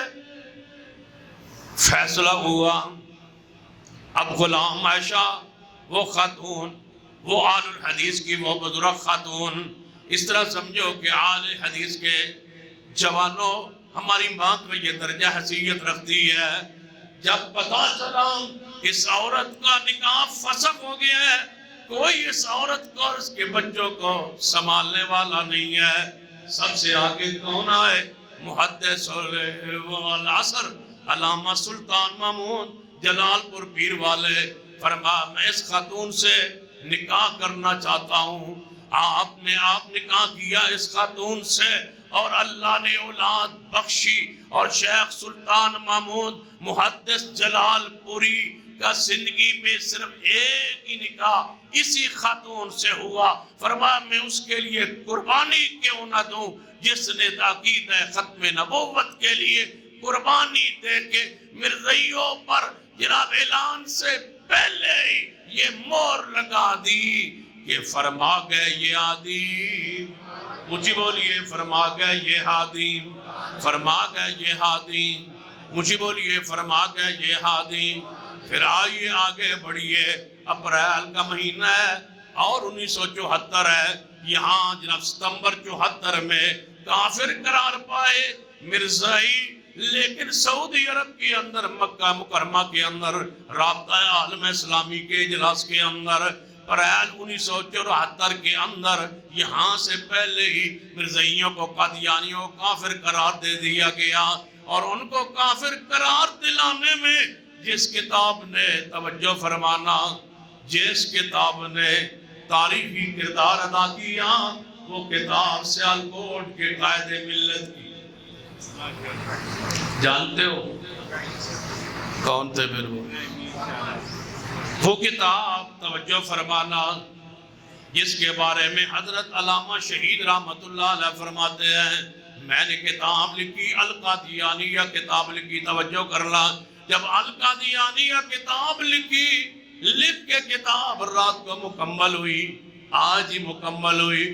فرماتا ہے مکمل کر کے مدینہ پاک میں مکمل کی کتاب، جانتے ہو صحیح البخاری مدینہ میں مکمل ہوئی، امام بخاری نے وہاں مکمل کی۔ القادیانی علامہ شہید رحمت اللہ علیہ کی یہ نا مدینہ میں مکمل ہوئی، رات کے وقت مکمل ہوئی۔ فرماتا ہے کتاب مکمل کر کے آخر پر الفاظ لکھ کے میں سو گیا، خواب میں حضور آ گئے۔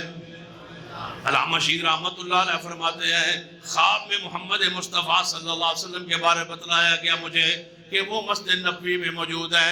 فرماتے ہیں میں گیا ہوں تو دروازے کھلے ہوئے ہیں مسجد نبوی کے، خواب میں فرماتے ہیں میں وہاں پہنچا، دروازے کھلے ہوئے، سارے چوکیدار نگران ایسے محسوس ہو رہا ہے جیسے کسی کا انتظار کر رہے ہیں۔ میں پہنچا تو میں نے کہا آج اس وقت دروازے کھلے ہیں؟ کہا گیا ہاں آج نہیں پتا اندر کون ہستی موجود ہے، اندر جاؤ آپ کو یاد کر رہے ہیں۔ فرماتے ہیں اندر میں داخل ہوا، کیا دیکھتا ہوں سامنے محمد مصطفیٰ صلی اللہ علیہ وسلم ہے، ساتھ صدیق ہے، ساتھ سیدنا عمر رضی اللہ تعالیٰ عنہ ہے۔ میری آنکھ کھل گئی زیارت کے بعد، تے مسجد نبوی میں اذان کی آواز آ رہی ہے، فجر کی اذان کی آواز آ رہی ہے، اشہد ان محمد رسول اللہ۔ مسجد میں داخل ہوا، نماز فجر پڑھی تو یونیورسٹی میں پہنچے۔ حضرت علامہ شہید رحمت اللہ علیہ فرماتے ہیں میں نے جا کے اپنے استاد جی سے بتلایا، عرض کی استاد جی خواب میں نے یہ دیکھا، کتاب آج رات مکمل ہوئی اور یہ میں نے خواب دیکھا۔ فرما تجھے مبارک ہو، خدمت قبول ہو گئی، مبارک ہو تمہاری یہ خدمت اللہ کے ہاں مقبول ہو گئی۔ خوش ہیں محمد مصطفیٰ صلی اللہ علیہ وسلم کے اہل حدیث کے ایک جوان نے عقیدہ عرب میں یہ منوا دیا ہے، فرما گئے یہ ہادی، اونچی بولیے، فرما گئے یہ ہادی لا نبی آبادی۔ پھر آگے بڑھیے، شیخ عبدالحق عظمی رحمت اللہ علیہ توجہ فرمائی، شیخ عبدالحق ہے رحمت اللہ علیہ جنہوں نے مرزا غلام محمد کا غلام قادیانی کے ساتھ دعوت مبالغہ دی، دعوت مبالغہ قبول ہو گئی۔ قادیان کے اندر عیدگاہ کے اندر جگہ طے پا گئی، وہاں مرزا بھی آ گیا، عبدالحق بھی پہنچ گئے، اہل حدیث کے سرخیل بھی پہنچ گئے، وہ بھی پہنچ گیا، مرزا بھی۔ دعا ہونے لگی، توجہ فرمانا، مبالغہ کسے کہتے ہیں کہ دونوں فریق جا کے میدان میں پہنچ جائیں، دعا کریں اے اللہ جو ہم میں سے جھوٹا ہے اس کو سچے کی زندگی میں موت دے دے۔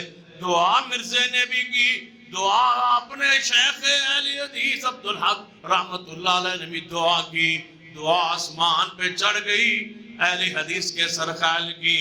سنیے مرزا جا کے مرا 1908، 26 مئی کو 1908 کو وہ مرا، اور شیخ ان کے 9 سال بعد جناب 1917 کے اندر اس دنیا سے گئے، اور اس کے کذب پر جھوٹ پر مور لگا گئے اور اس عقیدے پر بھی مور لگا گئے۔ فرما گئے یہ ہادی، پیار سے فرما گئے یہ ہادی۔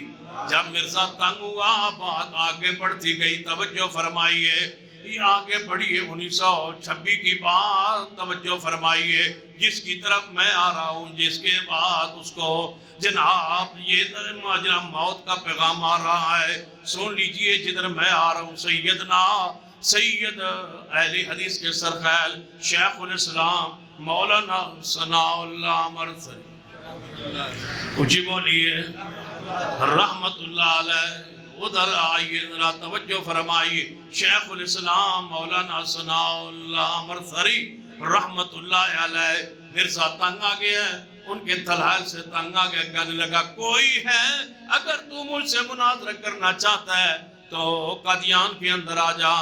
تو خطرہ بھی تھا جان کا، دشمن بھی تھے لوگ جان کے۔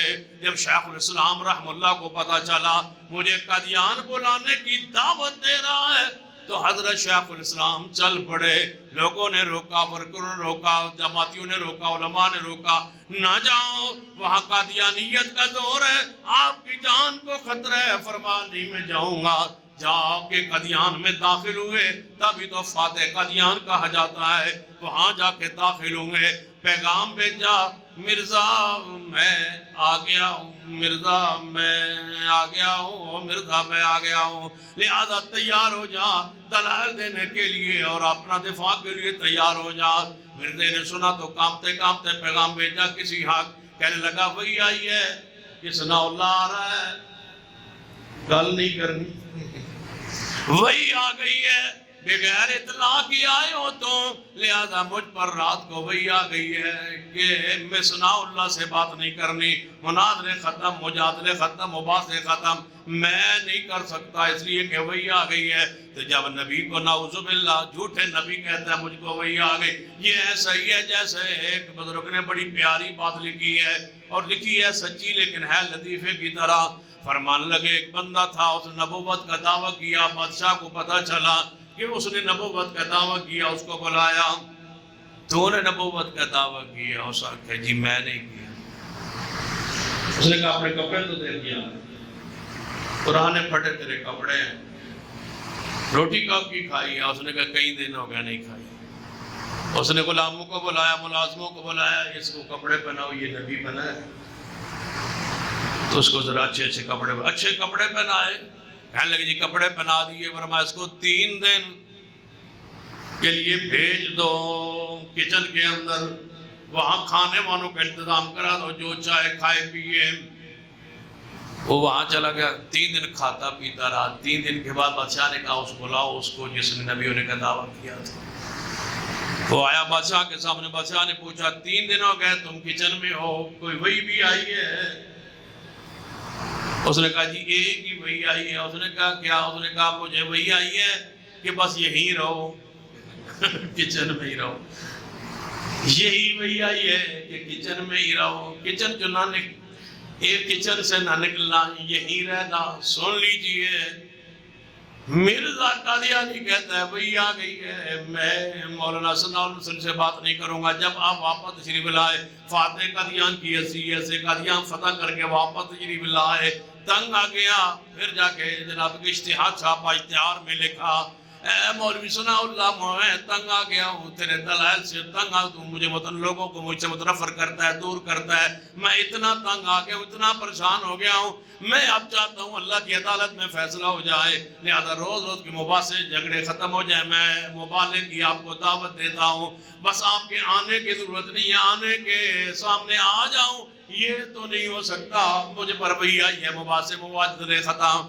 صرف مبالغے کی دعوت دے رہا ہوں، میں اشتہار دے رہا ہوں، اس اشتہار کو اپنے رسالے اہل حدیث میں بشک لگوا دو اور چھاپ دو، مشتہر کر دو کہ میں دعا کر رہا ہوں کہ اے اللہ اگر میں جھوٹا ہوں تو مولوی ثناء اللہ کی زندگی میں مجھے طاعون سے یا حیدے سے کوئی وبائی مرض سے مار دے، اگر میں سچا ہوں تو پھر مولوی ثناء اللہ کو میری زندگی میں کسی بندے کے ہاتھوں نہیں، اللہ قدرتی وبائی امراض سے، حیض یا طاعون کی بیماری سے ان کو مار دے۔ اے اللہ ہمارے درمیان فیصلہ کر دے، جو سچا ہے وہ اس کی زندگی میں جھوٹا مر جائے، اس پر لعنت پڑ جائے۔ یہ میں نے اشتہار چھاپ دیا ہے، حضرت شیخ الاسلام رحمہ اللہ کو خط پہنچا، آپ نے فرمایا تو نے دیا ہے مجھے قبول ہے، تجھے نے دیا ہے مجھے قبول ہے۔ پھر آگے بات سنیے، ایک دفعہ شیخ الاسلام بیمار ہوئے، اسپتال میں داخل ہوئے، جب اسپتال میں داخل ہوئے تو پتہ چلا کہ معالج ڈاکٹر جو ہے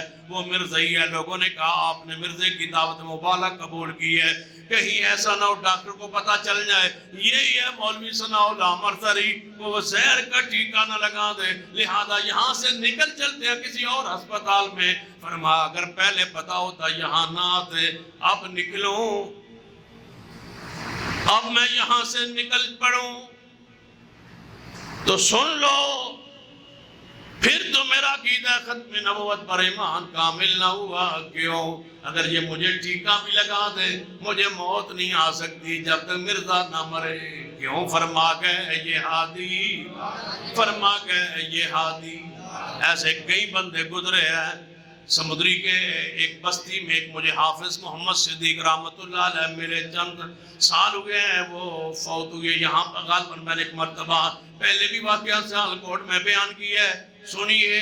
پوری جناب مجلس امام بارگاہ میں مجلس ہو رہی ہے، اوپر والے لاؤڈ سپیکر چل رہے ہیں، ایک ذاکر تقریر کرتے ہوئے کہتا ہے کوئی ہے جو ابو بکر کے ایمان پر مجھ سے مبالغہ کر لے؟ میں کہتا ہوں وہ مومن نہیں. نعوذ باللہ. کوئی ہے پوری بستی میں آنکھوں سے نبینا حافظ؟ آل الحدیث نکل آیا، امام بارگاہ میں پہنچ گیا. ایک واقعہ صدیق قربانی رحمۃ اللہ علیہ کا وہ الگ واقعہ، یہ الگ واقعہ سنا رہا ہوں. جس حافظ محمد صدیق رحمہ اللہ کو میں خود ملا اس کا واقعہ سنا رہا ہوں. وہ پہنچے امام بارگاہ کے اندر، کہنے لگا میں حاضر ہوں، صدیق کے ایمان میں کوئی شک نہیں. کہتا ہے میں کہتا ہوں وہ مومن نہیں. تیرا میرا مبالغہ جو سچا ہوا اس کی زندگی میں جھوٹا مر جائے گا. تیرا میرا حافظ صدیق صاحب فرمانے کے تیرا میرا نہیں. پوری مجلس امام برگاہ میں جتنے لوگ ہیں سارے کر لو، سارے کر لو، سارے مبالغہ کر لو. جتنے اس بستی کے لوگ موجود ہیں، اپنے پنڈ کے بستی کے جتنے لوگ موجود ہیں، سچے کی زندگی میں اگر میں سچا ہوا میں جناب زندہ رہوں گا، اگر تم سچے ہوئے تو تم زندہ رہو گے. کہ تم سارے جب تک مر نہیں جاؤ گے میں نہیں مروں گا. باپا جی نے مبالغے کی دعوت کو قبول کر لیا. اللہ کی قسم پورے پنڈ کے لوگ جو اس دن اس مجلس میں موجود تھے سارے مرتے گئے، اپنے اپنے وقت پہ مرتے گئے. باپا صدیق 120 سال کا ہو کے فوت ہو. موت نہیں آ سکتی. آج بھی ہم کہتے ہیں کوئی ہے جو صدیق کے ایمان پر، عمر کے ایمان پر، عثمان کے ایمان پر، علی پاک کے ایمان پر، یا سیدنا امیر معاویہ کے ایمان پر، یا سیدنا ابو سفیان کے ایمان پر ہم سے مبالغہ کرے. ہم مبالغہ کے لیے تیار ہیں. کوئی مبالغہ کر لے، چلو ہمارے بھی چند سال بڑھ جائیں، ہم بھی زندہ رہے. ایک جگہ پہ بات ہوئی تو ایک ساتھی کہنے لگا کتنے سال بڑھانا چاہتے ہو؟ میں نے کہا سن لو، اگر کوئی بندہ کہے میرے ساتھ یہ معاہدہ کرے کہ اگر 1000 سال تو زندہ رہا پھر ہم مانیں گے کہ صدیق کا ایمان، میں اس پر مبالغہ کر دوں تو سن لو اللہ کی قسم مجھے 1000 سال بھی موت نہیں آ سکتی. صدیق کے ایمان میں کوئی شک نہیں. نعرہ تکبیر، شان صدیق اکبر، گلی گلی نگر نگر. پاکستان کو بنے ہوئے کتنے سال ہو گئے؟ گنو شاہ ریاضی یاد نہیں چلتا. 74-75 سال ہو گئے. کسی دور میں صدیق کو کافر نہیں کہا گیا سوائے اس کے دور کے. ہن بھی اجے ووٹ دیندے بدے ہو، اجے نال پھرتے ہو. کسی دور میں صدیق کو اتنا الفاظ نہیں کہا کہ کہے گئے جتنا اس کے دور میں، اور اسلام آباد کے اندر اور رات کے اندر. پھر اس کو راتوں رات جہاز پہ چڑھا کے لندن پہنچایا گیا. وہ لندن گیا ہے تو پریشانی لگی ہوئی ہے. وہ گستاخ لندن تم نے خود بھیجا ہے، اس کو کیوں نہیں لا کے لٹکاتے جس نے صدیق کو کافر کہا؟ اور میں کہا کرتا ہوں اگر صدیق نہیں ہے نا مسلمان، پھر رب کی زمین پہ ایمان ہے ہی کوئی نہیں. دین سچا ہے تو سمجھیے صدیق کا ایمان بھی سچا ہے. قرآن لا ریب فیہ ہے، صدیق کا ایمان بھی لا ریب فیہ ہے. مبالغہ آج بھی ہم مردائیوں سے، مرزا وہ مسرور جو آج ان کا سربراہ ہے، اس سے کہتے ہیں آج بھی ہم شیخ الاسلام کے روحانی فرزند آپ سے، آپ کی ساری نسل سے آج بھی ہم مبالغے کے لیے تیار ہیں کہ مرزا دجال تھا، قذاب تھا، اس پر ہم سے مبالغہ کر لو. سچے کی زندگی میں جھوٹے کو اللہ ایسے مارے گا جیسے مرزے کو شیخ الاسلام کی زندگی میں مارا تھا. دعوت اس نے دی، قبول شیخ الاسلام نے کی. وہ 1908 میں مرا اور شیخ الاسلام 1948 میں سرگودا میں فوت ہوئے. 40 سال تک زندہ رہے اور اس کے بعد اور بور لگا گئے، فرما گئے یہ عادی، فرما گئے یہ عادی، مرزائیوں کا ایک علاج، مرزائیوں کا ایک علاج۔ ہمارے اسلاف اپنے حصے کا کام کر گئے، مرزائیوں کو کافر قرار دلوا گئے۔ ہمارے حصے کا کام ہے، ہم نے مرتد کی سزا کو منوانا ہے کہ مرتد کی سزا سر تن سے جناب کفر کافر کی مرتد کی سزا، اسلام سے پھرنے والے کی سزا، گستاخ رسول کی سزا۔ اس لیے تو جاوید احمد غامدی کو لایا گیا، بنایا گیا، اور ایک بدبخت نے کہا کہ اس کو نگران وزیر اعظم بنا دو۔ اور جڑا سیدنا امیر معاویہ کا منکر ہے ہمارے جناب ملک میں، وہ بھی چونکہ مرزا ہے نا، کچھ جگہ کام ہی کر لو، مرزا وہ تھا، مرزا تو ہے، یہ کہتا ہے نگران وزیر اعظم نہ الیکشن کران واسطے جاوید غامدی بنا لو۔ او جب بندہ بے ایمان با ہے کوئی انہوں بنا لو۔ جاوید غامدی مرزائیت نے تیار کر کے میڈیا پر معروف و مشہور کیا ہے کہ مرتد کی سزا کسی دور میں بھی کوئی ایسی حکومت آ گئی کہ ہمارے خلاف یہ سزا لاگو نہ ہو جائے، اس نے سزا کا انکار کیا ہے کہ مرتد کی سزا قتل ہے ہی نہیں۔ اس پر لوگوں کو تیار کیا، مرزائیت اس پر کام کر رہے، ہمیں بھی آگے بڑھنا چاہیے۔ من بدل دینہ فاقتلوہ، جو دین بدلے اس کو قتل کر دو۔ من سب نبی فاقتلوہ، یہ نعرہ ہے جناب عربی میں، ہمارا اردو میں ہے گستاخ رسول کی صرف ایک سزا، اور عربی میں اس نعرے کا ترجمہ ہے من سب نبی فاقتلوہ۔ حدیث نہیں ہے، یہ اس نعرے کا عربی میں یہ نعرہ ہے من سب نبی فاقتلوہ۔ یہ اس حدیث سے اخذ کردہ نعرہ ہے کہ من سب نبی، جو حضور کی گستاخی کرے اس کو قتل کر دو۔ اللہ ہمیں عقیدہ تحفظ ختم نبوت کے لیے محنت کرنے کی، کام کرنے کی توفیق عطا فرمائے۔ باقی گفتگو انشاءاللہ پھر اگلی حاضری پر۔ اقول قولی ھذا واستغفر اللہ لی ولکم السلام۔ الحمد للہ رب العالمین والعاقبۃ للمتقین والصلاة والسلام علی سید الانبیاء والمرسلین۔ ربنا ظلمنا انفسنا وان لم تغفر لنا وترحمنا لنکونن من الخاسرین۔ اے اللہ ہم سب کے گناہ معاف فرما، یا اللہ ہمارے صغیرہ کبیرہ گناہ معاف فرما۔ اللہ جو مسلمان فوت ہو چکے ان کے جنت میں درجات بلند فرما، جو ہمارے علماء کرام اساتذہ کرام فوت ہوئے شہید ہوئے، یا اللہ ان کے جنت میں درجات بلند فرما دے۔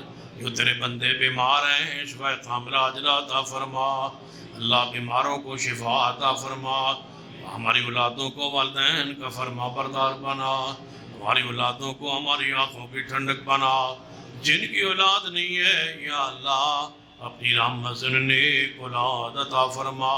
اس مسجد کے جتنے بزرگ دنیا سے جا چکے اللہ ان کے جنت میں درجات بلند فرما دے۔